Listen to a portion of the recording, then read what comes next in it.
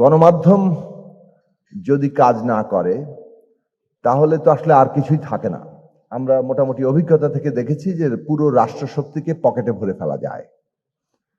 কি সংসদ, কি নির্বাহী বিভাগ তো আছেই, এমনকি বিচার বিভাগও তাদের কর্তৃত্বে নিয়ে আসা যায়। গণমাধ্যমেরই কিছুটা জায়গা ছিল যার মধ্য দিয়ে এই ফ্যাসিবাদ আসলে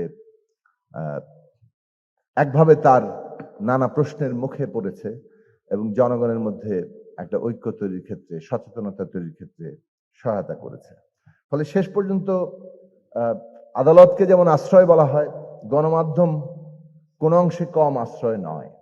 গণমাধ্যমই আধুনিক রাষ্ট্র ব্যবস্থায় জনগণের জন্য সবচেয়ে বড় আশ্রয় হিসেবে থাকে। কেননা অনেক সময় আদালতে গিয়েও তার প্রতিকার পাওয়াটা যে দীর্ঘসূত্রিতা এবং অন্য অনেক রকম অসুবিধা সেটা থাকে।